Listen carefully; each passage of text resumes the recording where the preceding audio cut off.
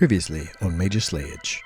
Snakes were stalking my mom. She takes it out of the box and she smells it. At no point did my buddy ever bring me a brown paper bag and say, here's your lunch. Cordy comes up. And she's dressed like a flight attendant. She is dressed like a flight attendant. The power invested in me by the council, I forbid it. What a dork. Yeah. Wesley's book is How to Lose Friends and Alienate People. What's in the fucking box? Even if they're adversaries, British people will always offer you some tea. Hot people fucking in a pool. We should do a live watch of the room. I'd rather be with Angel than Wesley and a hopped up on caffeine Giles. You were a piece of shit. You fucked up. You humiliated Me her. or Xander? Well, take your pick at this point.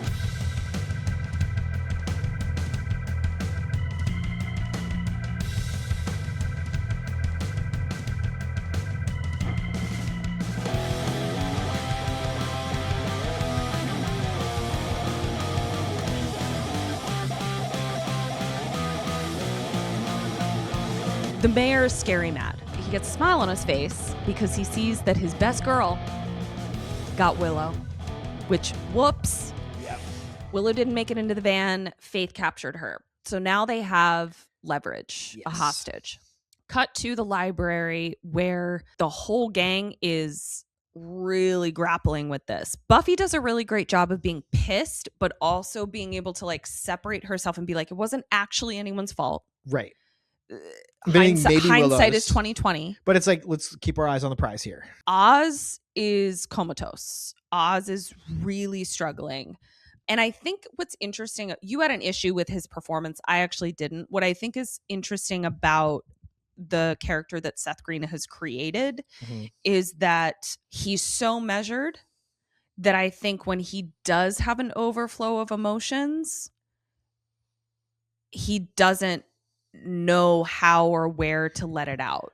Right. But because he makes a comment in the previous episode that the basketball game was so excited he almost had an emotion, which is very funny. Yeah. So then they're talking, they're arguing, Wesley's like, it sucks that that's your friend, but Willow's a small price to pay to save thousands of lives. Buffy's got much more of a Steve Rogers approach. We don't trade lives. The old trolley debate. Yeah. So Oz gets up and knocks the urn over that they did the spell in. If this is a character for whom this is out of the ordinary, this is a rare occurrence, I wanted to see him have some reaction. On his face, he was blank. He looked bored. I feel like what we were seeing was sort of like Natalie Portman in the Star Wars prequels, where she's like, I look back at those movies and I'm embarrassed because I was so annoyed and bored, and I feel like it comes through in my performance. Say something about the motherfucking prequels, bitch. Say something fucking nice about Jar Jar Binks. I think this is a guy who's been sitting around for 8 hours waiting for his one scene, and he can't hide how bored and unfulfilled he is because his face just shows nothing. I feel like if Oz, who is that measured, gets up to the point where he's going to throw a tantrum and knock a thing over, I want to see Oz have feelings, not I don't, you know what? I Buffy Court sustained. Yeah, I hear you. And the thing that got me actually was those days where I have been sitting around for 8 hours, and then at the 8th hour they're like, all right, it's your scene, and I'm like, I'm asleep. Yeah, Wesley, if he had even just like been heaving in his chest a little bit, even if he wanted to keep his face kind of stoic. But he just looked bored. He's got a tall order. He's got a really tall order. The gist of this scene is it's the trolley conundrum. So Wesley is like, we need to divert the trolley to just kill the one person. Everybody else is, they're not really saying kill everybody. No, but they're saying we would give up the ground we've achieved by securing this box and go at it a different way. It's a very council move that WWP has. Wesley's argument is we have a chance to stop him right now. We can't afford to give that up, which there is a kind of pragmatism to that. There is a cynical logic to it, but that's not going to fly in this room. Well, and here's the thing. If I'm in that room, I want to hear that guy. I want to hear the Wesley. I think that that's a valid perspective, but it doesn't end with that perspective. I'm always going to seek the Steve Rogers, but you do need the pragmatist to be like, we have at least to be to realistic. illuminate what the stakes are. Exactly. Yeah. So that you can decide to rescue Willow, you know what you're risking. Yes. But he's not presenting it as consider this. He's again trying to lay down the law. Exactly. Which again, God damn it. Well, let's go check on Willow. So Willow is captured. She's and hanging out in the bathroom at Mar-a-Lago with all the stolen files. Yeah. And also, like, they didn't even like put handcuffs on. Like, they didn't restrain her at all. She ends up like pulling out a drawer just before the minion comes in. The drawer has some pencils in it.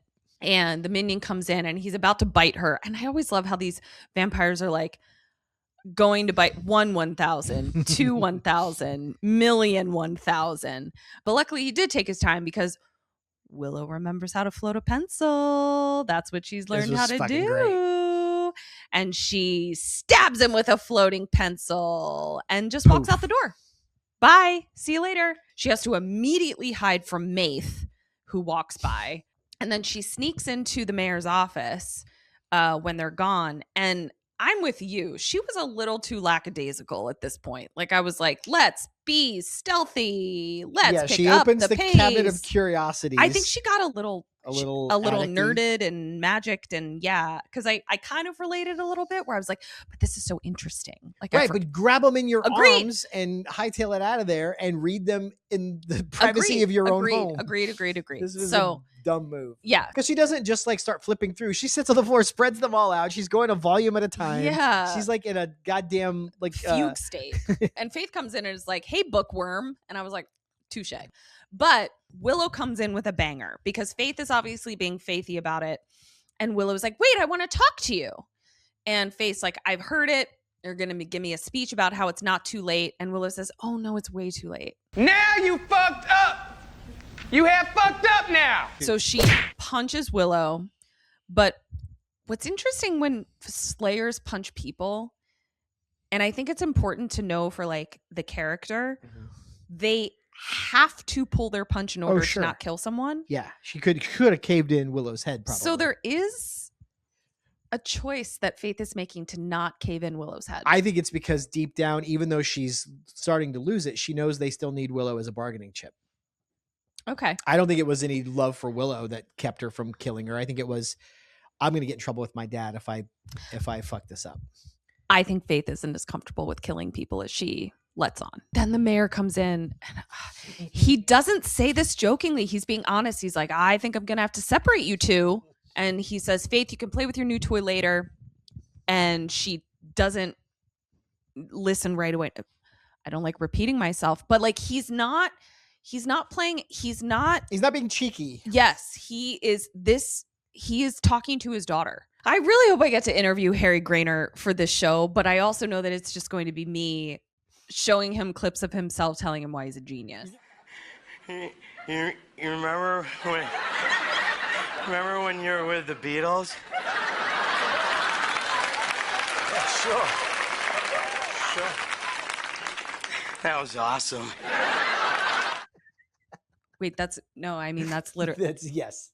That's literally going to be me. Oh no. You might have to take the reins. Yeah, probably we'll run point on that one. The mayor then is like, I just got the most interesting phone call. We know what the phone call was. The phone call was, we're going to make a trade.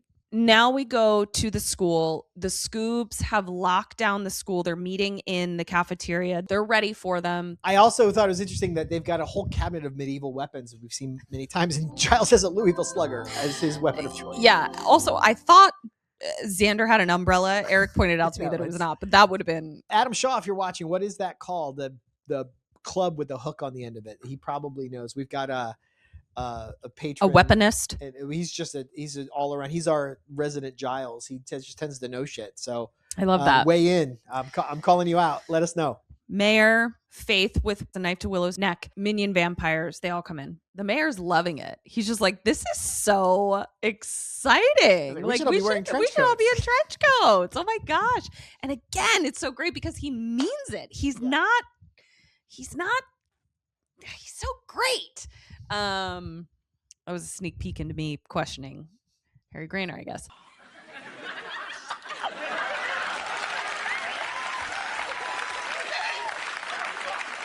The mayor's like, shame things didn't work out with you and Faith. You seem to have weird taste in women. And Angel's like, yeah, like them sane. Yeah. So that triggers Faith. And Oz is like, hey, can we not aggravate the woman who has a knife to my girlfriend's throat, please? Thank you. I kind of say, too, how much I love scenes where we've got everybody together. Yeah. The group, no Cordy, but she's not really part of this. But I love Xander and Oz. I love Angel and Oz. I love just all the different permutations of the different duos and the way they play off of each other. And so to get everyone in a room together is really satisfying. It's fun. Yeah. So now the mayor drops some truth bombs in a way that is basically what everyone has wanted to say to Buffy and Angel the whole time, audience included, everyone included, that like this relationship doesn't have legs and it is no one's fault, but this can't work. And we also learned that the mayor, I think that's what's cool about him. He's not this one-dimensional, like emotionless guy. He had a wife that he loved very much named Edna May. Yes. But he's immortal and she wasn't. He married her in 1903. So she got very, very old and resentful of his youth, and it wasn't their happiest time. And he starts this whole thing by like, if you like some unsolicited fatherly advice, and I think he's being genuine. I think he is too. He's planning to kill these people. Mm-hmm. He's planning to ascend and do all the things, but like I have some wisdom to impart, and here it is. But he's also planting seeds that are going to rot and fester and undermine because he knows he's going to have to face these guys again, and they're the biggest threat to his ascension. And he knows if he can create some cracks, that will be easier to exploit, can disrupt the unity. Like it's fucking diabolical. He's such an interesting character. He's such an interesting character. And because he's this manipulative, it makes me question if he's genuine with Faith or if he just knows that that's the way to motivate her. I think, or maybe it's both at the same time. I think the more interesting, if I'm playing this character as an actor, the more interesting choice and what I think he's accomplishing, it is more interesting to have him be genuine and evil as opposed to evil across the board, right? Oh, sure. And I think he is genuine about this woman, Edna May. And if you're capable of that, it means you have access to those types of feelings. Now, who's to say what he has shut off, what he has guarded, what he has decided is, it's... I'm going to do a TED Talk on Harry Groener's performance of the mayor in Buffy the Vampire Slayer. Do you think anyone will come? One of the greatest, a living legend. He's like, all right, I imparted my wisdom. Let's just do the trade. So they are about to do the trade until fucking Snyder. Snyder, you sniveling little fart. Like, what an absolute fart. He comes in and he's like, drugs! Whatever it is, I think I see becomes a box of drugs to me. We've also got this weird thing going on. So right before everyone shows up, the lights go off, but it's still like brightly lit so we can see it for television. It's not the long night from Game of Thrones where you can't see anything. We're supposed to believe that even though we can see him clearly visibly, somehow the mayor is able to hide in the shadows from Snyder, even though he's 3 feet away. So that was a little goofy. That's all right. It's the willing suspension of disbelief. Yeah. And then the mayor comes out and is like, can you chill? And fucking Snyder turns into like this sycophant of the mayor and immediately relents.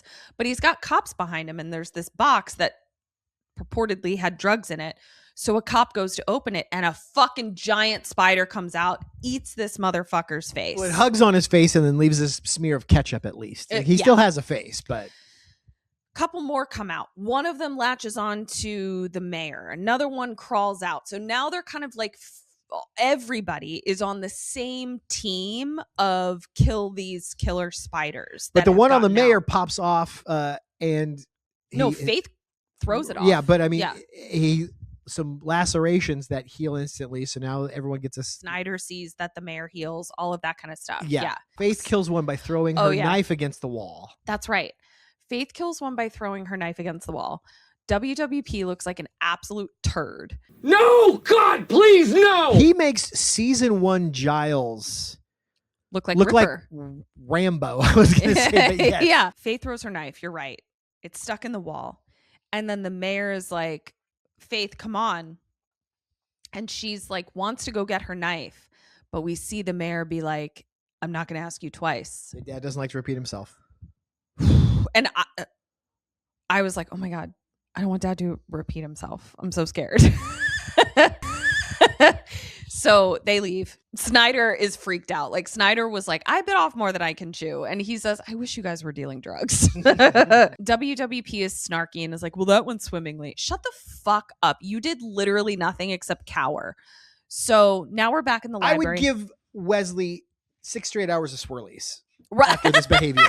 Fuck this What are dude. swirlies? It's where you dunk someone's head in the toilet and you flush it as a way to bully and humiliate them. Wouldn't they drown after 6 No, hours? you just put a forehead in. It's just you're just soaking their scalp. It's just meant to be debasing, Humiliating? and humiliating.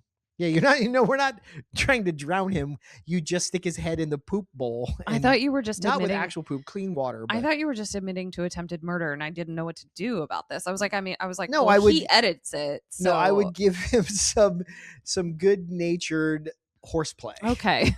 Some hazing. So back in the library, we're getting the play-by-play, and Willow, rightly so, wants to tell Buffy about what a badass she was in the conversation with Faith. I'm with Willow. Like, she really...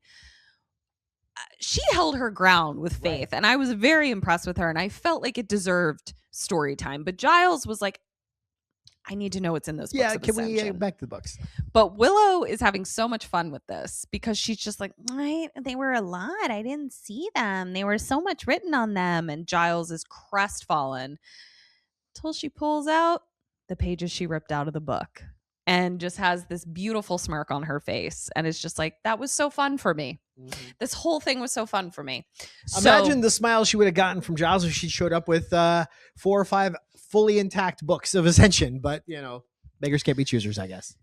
Yeah, I mean, could I have gotten out of there? I don't know.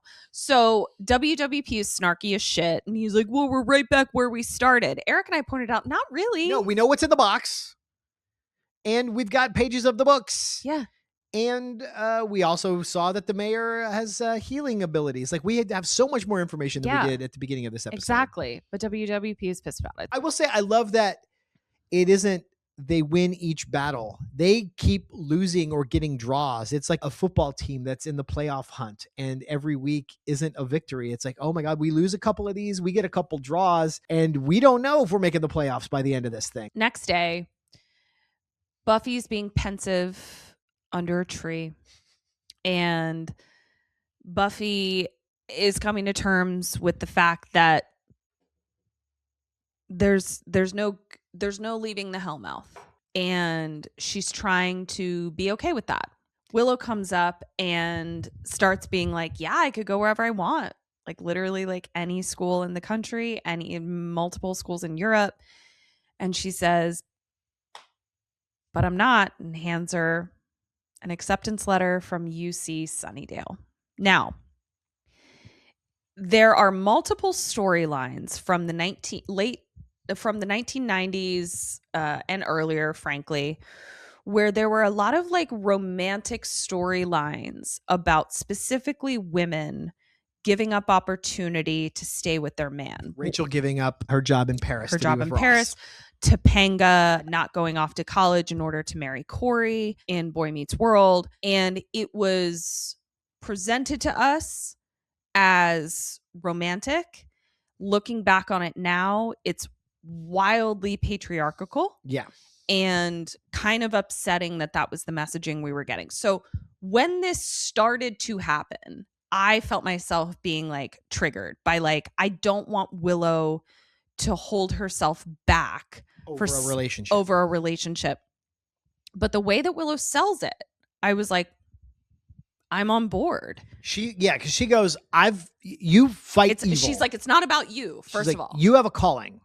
And I've helped, I've contributed, I've participated, but it was this last ordeal that made me realize like, I want to fully sign up and join this fight. Mm-hmm. Like I want this to be my mission as well. And she wants to be a witch. And where better to learn how to be a witch Than than at the Hell Mouth. Sunnydale? Yeah. So I loved this.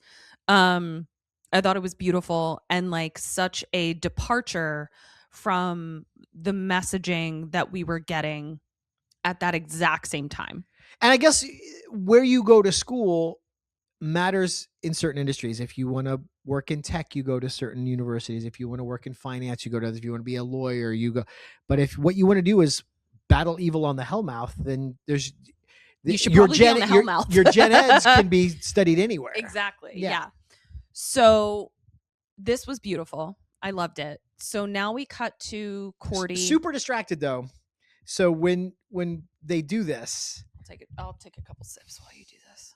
I'm gonna remember to do this same shit when you bring up something that caught you your fucking eye. should. It's super boring when somebody is fixated on something that you're not fixated on. You should be bored when I'm fixated on something that you're not fixated on. I just lift you up and celebrate you. I'm a good partner. Anyway, Buffy tackles Willow into the weeds and they roll around on the ground. Willow sits up and she's got more of Ketryn's favorite overalls on. And I also put a pin in that. I decided I'm on board. If you can't beat them, join them. okay, I'm on board. I'm going to drink while you talk about overalls. Go ahead. Go ahead. So Willow's got this striped shirt on and she sits up and they're sitting up after rolling around in the grass and she's got a little leaf stuck to her sleeve. And I was like, that's distracting. Like it's really all I can see. Then I noticed exact same spot on the other arm. There's another leaf. This is not something she picked up from the ground. I think this dumb shirt has a green leaf sewn onto it on each sleeve. Let's put a clip right here to see if she walks up with that because I don't recall seeing it when she walked up. This may get mentioned again in a few minutes when we do our best and worst dressed. So we cut to Cordy and she's looking at the same beautiful prom dress that she was looking at before. But we learn that she is there because she had to get a job. She's got a real bitch of a manager too. Yeah. She is basically working there in order to afford a prom dress, which we don't know the details of it, but Right. Cordy is very, very wealthy. So we don't know what happened. And this clearly came out of nowhere. And she's doing the same move I did when I started working at Guitar Center so I could get an employee discount on gear. And then I got furloughed for COVID before I bought my gear and I couldn't use my employee discount. So I ended up having to pay full freight for everything anyway. So I worked at Guitar Center for 6 months for nothing. Now we cut to Bangel in the cemetery and they're having a nighttime picnic, which is... they're on a picnic blanket. We don't see any food, but the mayor did say, I don't see a lot of picnics in your future. So they're Yeah. like, well, at least brought a blanket. We're doing part of it. And they're doing the thing where they're like, this will work. This is going to work. This is going to work. When both of them know. But it might work for us. And that's where we end. Yep. Embracing the comforting delusion because reality is just too hard. Yeah. Sunnydale High Yearbook Committee meeting now in session. Who'd you have for best dressed? Best dressed. I was obsessed with Willow's velour, long sleeve, slinky, witchy dress situation. Yes, I loved it. she got my honorable mention, but I gave it to Buffy's green sheath dress in the you love beginning. that. She Yeah. just looked incredible. Who'd you have for worst dressed? This is the last time I'm gonna do it. I'm not doing it anymore. It's fucking Willow's overalls, and it's not even because I don't like Hold on, overalls. I'm gonna drink while you do this. It's I'm not bored. even because I don't like I'm overalls. bored. I have overalls. I just don't know why they keep putting her in them. But Don't this care. is it. But this is it. I'm not saying it anymore. I'm you done still with going? it. Yes, I'm still going. I'm done with it. I'm done with it. Worst dressed Willow with the overalls, and we're done. I'm sorry, I went into a coma. Are you still talking? I had a tie, Willow's striped shirt with the leaves attached to the sleeves. And Angel's wearing like a weird satin jacket in the first scene with like really sharp lapels. Like it looks very vampire-y. And I'm just like, Didn't even clock it. It looks like Jim Carrey did a movie early in his career where he played a vampire. It was kind of a comedic vampire movie. Oh yeah. Once Bitten, I think it was called. I think it They reminds me played of it on Comedy Central a lot. and now we're trying to convey that he's a vampire. So we're going to put him in this like vampy jacket. Oh, I didn't like it. interesting. Who'd you have for best line? Best line. I can't believe you got into Oxford. It's pretty exciting. That's where they make Giles's. That was awesome. I love that so much. And the mayor had so many great lines, but that one was just, that's where they make Giles's. I gave it to Faith. Huh. Made him an offer he couldn't survive. I just thought it was awesome. That's a very Eric line. Yeah. And what was your worst line? Worst line was not my worst line as like, this is a bad line in a show. It was like, worst line is like, you're such a dork. It's when Wesley goes, with the power invested in me by the council, I forbid it. like, you're such a dork. You're such a loser. I gave it to Xander. And again, not like the most terrible line, but it's like, maybe just shut the fuck up. Sometimes you don't have to talk. And just because you had a thought, you don't have to say it. Sorry, before you say the line, can you go back? What was the thing that Just you because said? you have a thought doesn't mean you have to say it. I only share with you about 10% of the thoughts I have. You're getting the cream of the crop. There's a filter hard at work here. Okay. Xander's response to Willow saying she eats danger for breakfast. But oddly enough, she panics in the face of breakfast foods. All right. You could just like, you just wear me out, guy. Yeah. Oh, what was your best move? Best move was Willow floating the pencil. Pretty cool. Yeah. I got it. I gave it to Faith smelling the knife. I just thought it was awesome. Who'd you have for most likely? Most likely to call the cops if kids kick a ball into his yard. Snyder. Yeah. He's a real Karen. I said most likely to lobby for me to later get a knife like the one Faith has, Ketryn. Correct. All right, that's all we got. Thanks for hanging out. We're going to be back next week with the fast approaching the end of this season. Fucking crazy. That's wild. Thanks for hanging out. Click like, click subscribe. Helps us out so much. If you got a few extra bucks, consider joining our Patreon. And if you need some guidance, I'll do a tarot read for you. Yeah. So hit us up. Please check out our other show, Kim and Ket Stay Alive. Maybe co-starring her and the hilarious Kim Burns. Comes out every Wednesday wherever you listen to podcasts. I edit and produce that show. And it's on social media. On Notional. It's on social media at KK Sam Podcast. This show's on social media at Major Slayage Pod. That's all we have. We'll see you next time. And until then, Dust you later.